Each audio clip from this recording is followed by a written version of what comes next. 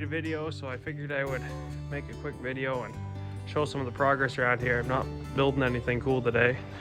And I wish I'd taken more videos of the stuff I had built so I could show it to you. So what's changed up here? Well, we're a little bit closer to getting our power. We don't have power still. It was supposed to happen probably a month ago, but you know how things go. We did get a barn up and a couple other things, so I'll show you a video of those right now. We got up here is our 20-foot by 40-foot pole barn. We're gonna be living in here for the winter. I'm pulling the camper in this week, and I'll probably put tarps up around the sides and maybe get some mulch bales, stack them around it to help insulate it, keep us nice and warm. This barn we got up a week or two ago. It wouldn't have been possible to have it up this quickly without the help of Megan's family. They showed up. Her uncle came with a crew of his buddies from New York and got most of the lower part of the frame up, and then her dad and me put up all the rafters and most of the metal. It's a lot easier doing this with a crew of people than with just one guy. I think I got some pictures I'll post up on here too, so y'all can see the progress that came along on that. But anyways, now we got this nice barn, and if I can find some cheap used metal, maybe I'll do the walls this winter, over the course of the winter, get some actual metal walls on to help keep the wind and all that out, keep it a little warmer in here. Well, yeah, the logs came off the property.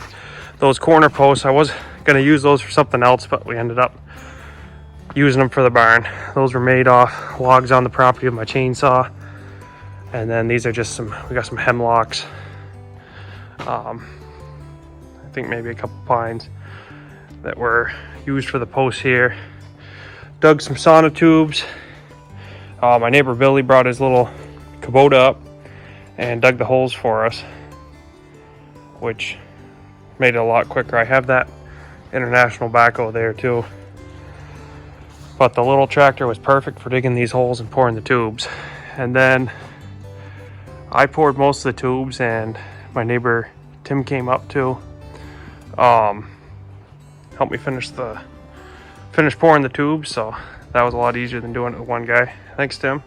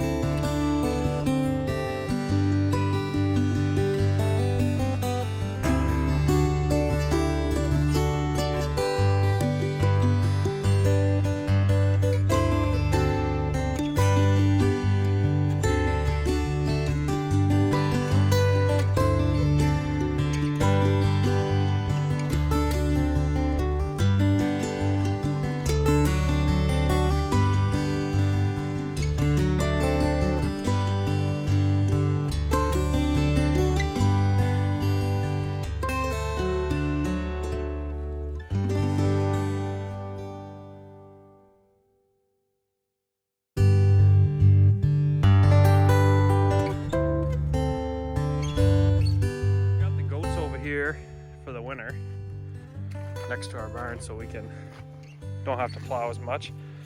There's Olive right there. She's the only female goat that's here right now. And these are my little buddies, Spike and Zipper. The one on the right is Zipper. I call him Zipper. You can't see his well now, but it looked like he had a little zipper on his back when we first got him, which was really cute. So these little guys are happy because now they got a bigger pen. Before they had kind of a small pen. They got a little more room to roam right now. 100 little porkers, we got them next to the goats. The one on the left really doesn't have a name, but the one on the right is Woody. And over here is our big sow Daisy. She's about ready to give us some piglets. So I was hoping that was going to be today, but it happened today. Hey there, porkers. Want to say hi to YouTube? Look at these little guys. And that's one of their houses right there. It's just an old cut off oil tank. I got 2 halves of it. So they got one of those and they got another one.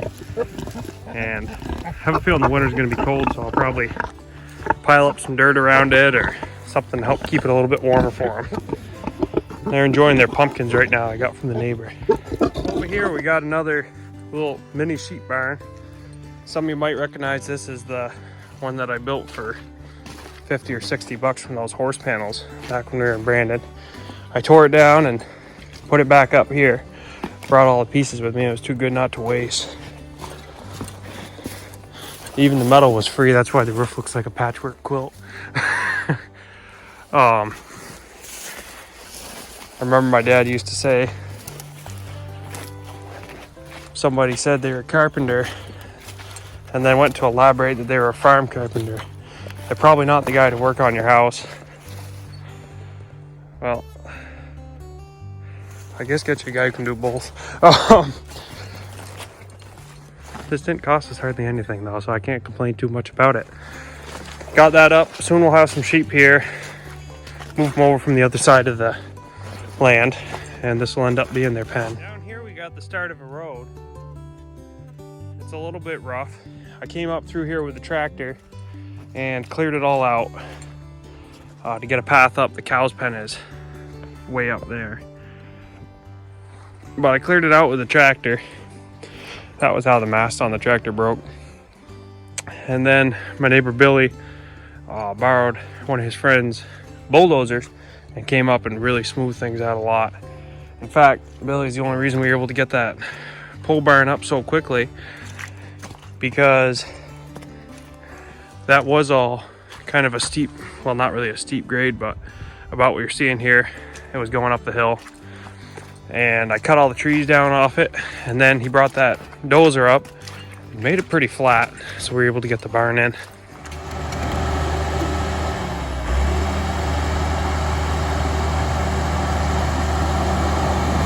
Backhoe, this is kind of one of my projects. I really love this thing. My fire chief actually gave this to me. He had it sitting out back of his house, and he was thinking on scrapping it, and he goes, you know, if you want it, it's yours, you can have it. So I went up there, and in 2 days, him and me got the thing running great. It just needed a new starter. Been sitting for probably 8 years or so, but the diesel in it was no floaties. I actually ran it on it for a bit, and ran great. Checked the oil, no leaks. The only thing is it's got quite a few hydraulic leaks, which is pretty expensive. I got to rebuild that piston on the steering, rebuild the piston back by the bucket, and as you can see, I put quite a few new hydraulic hoses on it, but it's going to need quite a few more, and 1 new tire. After that though, this thing runs amazing. Starts up without ether, even on the cold days. It hasn't gotten below 0 yet, but the thing runs great, and it's been a massive help. I've used that to dig some drainage ditches and all. Right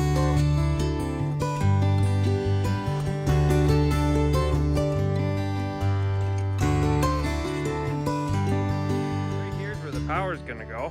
I cut all this out down to the road, made a nice little path, and bundled up all the brush and stuck it off to the sides. Getting the power up in here, and then run it right over to the barn. So hopefully that'll happen this week. That'll be really nice.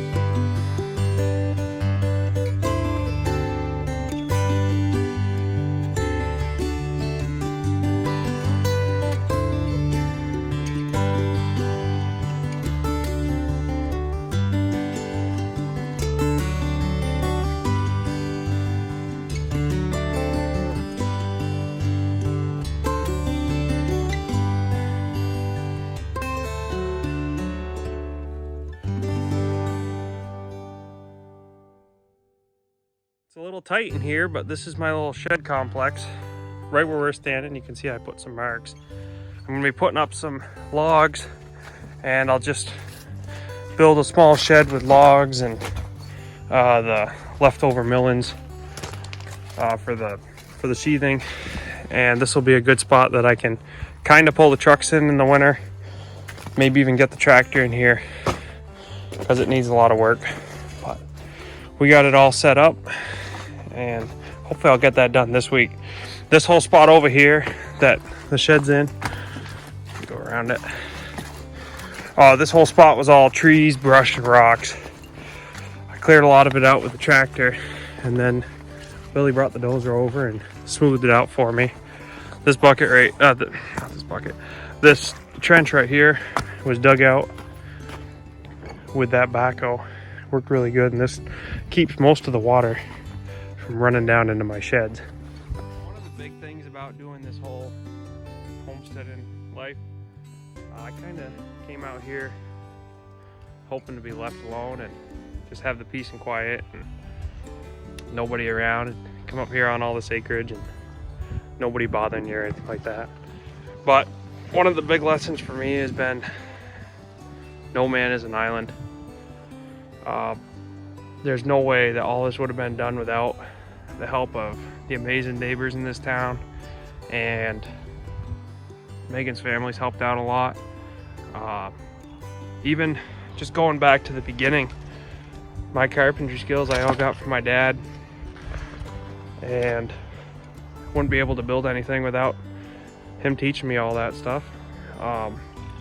My family helped me build my first house, and then the housing market went through the roof, which is the only reason we were able to afford buying a piece of land. John, the fire chief, gave me the backhoe there. All this digging would have been a lot harder with my little tractor. Building the barn would have been doable, but we wouldn't be this far along without all the people who showed up to help with that. From day one when we moved here, the whole place was a mud hole. Billy came up with his little backhoe, and he's the reason that it isn't so muddy. We got a pile of hay bales in, and the guy was supposed to bring them up the driveway, and figured out he couldn't make it up the driveway. It is pretty steep and pretty muddy and rocky, but a bunch of the neighbors and folks on the fire department came over and gave us a hand getting all the bales up. So the biggest thing, if this is something that you're thinking of doing, I'm not saying it's not doable by yourself, but without everybody helping, all the people who helped us out here, it's a lot more difficult. So I'm incredibly blessed and grateful for everybody who's done something to help here. Even moving at the last minute, Peter, John, and Big Ken back up in Brandon, they all came over and banded to help us get out before the deadline. If we hadn't got out of the house, we would have lost some of the money from that. So they all showed up, and they're the only reason we were able to get things out so quick.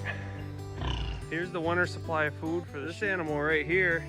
It's a little bit, well, I guess it's more than a little bit rusty. The front bumper's all cobbed together with Bondo and all. But I traded a couple old lawnmowers and some money for this thing. Got a plow on the front of it. It's got a 460 spark plug blown out. Get that fixed today or tomorrow. A couple other little things on it, get those fixed, and this thing will probably do a good job plowing the driveway up this winter. Otherwise it'd be impossible to get up and down. I was supposed to pick up a sander that was really cheap, but it ended up selling. So I'll probably just go to the method where you take the tractor, put a load of sand in the bed, and go down the driveway and shovel it out. Have one person drive and one person throw the sand out. This is also going to be our water hauler now, so that my truck doesn't always have to have a tank of water in the bed. I think that's about it for updates around here. As soon as we've been here, coming up on 6 months, I think, and I've only been working on the land for probably about 4. Thanks to everybody who's helped all along the way. I'd say we're in a pretty good spot for the winter compared to where we could have been. one of these days I'll have to make another video of me building something, maybe of me building the recycled materials garage over there. Anyways, that's about it. If y'all got any questions or anything, leave them in the comments and maybe we'll make a video about that. Hope you folks have a good one.